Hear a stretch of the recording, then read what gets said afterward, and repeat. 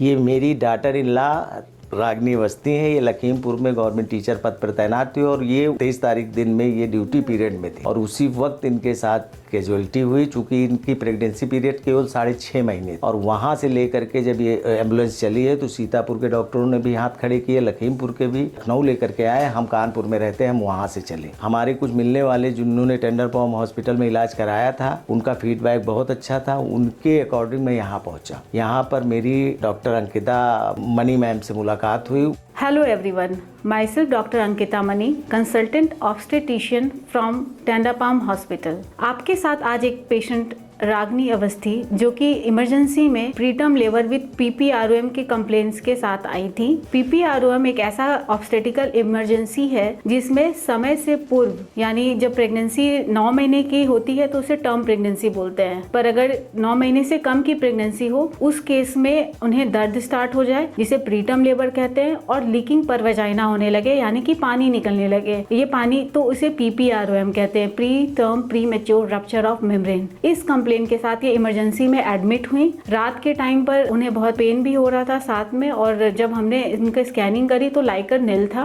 बच्चा breach position पे था, मतलब बच्चा उल्टा था और सिर्फ 7.5 महीने की प्रेगनेंसी थी। इनका ब्लड ग्रुप भी निगेटिव था। तो हमने पेशेंट के अटेंडेंट्स को काउंसलिंग करा कि इमीडिएट सर्जरी की आवश्यकता है। उन्होंने हमको सजेशन दिया और स्थिति बेहद नाजुक थी। हमारी बेटी की भी स्थिति नाजुक थी और बच्चे के बारे में तो कुछ कहा नहीं जा सकता था क्योंकि लीकिंग ऑलरेडी दोपहर से हो रही थी और पानी बिल्कुल खत्म था। बच्चे का जब धड़कन का जांच करा तो डिस्ट्रेस में जा रहा था बेबी, जिससे धड़कन उसकी कम हो रही थी। तो ऐसे केसेस में अगर हम लोग इनको ज्यादा लंबे समय तक अंदर बच्चेदानी में छोड़ दें तो इन्फेक्शन हो जाता है और फिर तब अगर सीजरियन द्वारा बेबी आउट भी करे तो प्रोग्नोसिस खराब हो जाती है। इसलिए हमने प्रॉपर काउंसलिंग करके एंटीबायोटिक कवरेज दिया, बेटनीसॉल का कवर दिया, सो दैट कि बच्चा जितना भी मतलब हो सके लंग की उसमें प्रॉब्लम कम से कम हो। और सारी काउंसलिंग के बाद हमने इमीडिएटली उनको सीजरियन के लिए शिफ्ट किया। सर्जरी में ये पता चला कि उनको सर्जरी के दौरान कि उनकी बच्चेदानी जो है उसमें एक तरह का मुलेरियन एनामली है। वो एक यूनिकॉर्नियल ट्यूटरस था जिसकी वजह से बच्चे को कम स्पेस मिल रहा था ग्रो करने के लिए और बच्चा भी पोजीशन उल्टा था। साथ में उनकी एक गांठ भी थी, एक फाइब्रॉइड था। तो हमने सर्जरी करी और उसके बाद उस गांठ को भी निकाल दिया और बाद में पेशेंट की तो रिकवरी बिल्कुल अच्छी हो गई।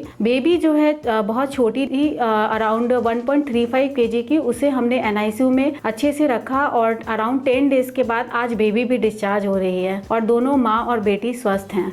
लेकिन इन परिस्थितियों में हॉस्पिटल प्रशासन और डॉक्टर अंकिता मणि मैम ने बहुत कुशलता से इलाज किया और रात को ही सर्जरी की गई। सर्जरी करने के उपरांत हमारी बच्ची भी सुरक्षित और हमारी नातिन भी सुरक्षित है। अस्पताल प्रशासन के लिए मैं और यहाँ के स्टाफ के लिए जरूर कहना चाहूँगा, बहुत अच्छा है, सहयोगी है, साफ सफाई की व्यवस्था, मतलब कुल मिलाकर के प्राइवेट सेक्टर में हॉस्पिटल को देखते हुए मैं कह सकता हूँ कि एक अच्छा अस्पताल है और अच्छी व्यवस्थाएँ हैं। अब मैं तो कानपुर से बिलोंग करता हूँ, मैं वहाँ की स्थिति के बारे में कह सकता हूँ कि प्राइवेट सेक्टर के अस्पतालों की स्थिति बहुत ही खराब है, केवल शोषण होता है। लेकिन मैं इस हॉस्पिटल के बारे में कह सकता हूँ अस्पताल बेहद अच्छा है और अंकिता मैम के बारे में मैं ज़रूर कहूँगा और अस्पताल के स्टाफ के बारे में मैं बहुत कहूँगा क्योंकि सबने बहुत अच्छा कोऑपरेट किया, अच्छा व्यवहार है, अच्छी व्यवस्थाएं हैं और सबसे बड़ी चीज़ है कि सहयोग की भावना है।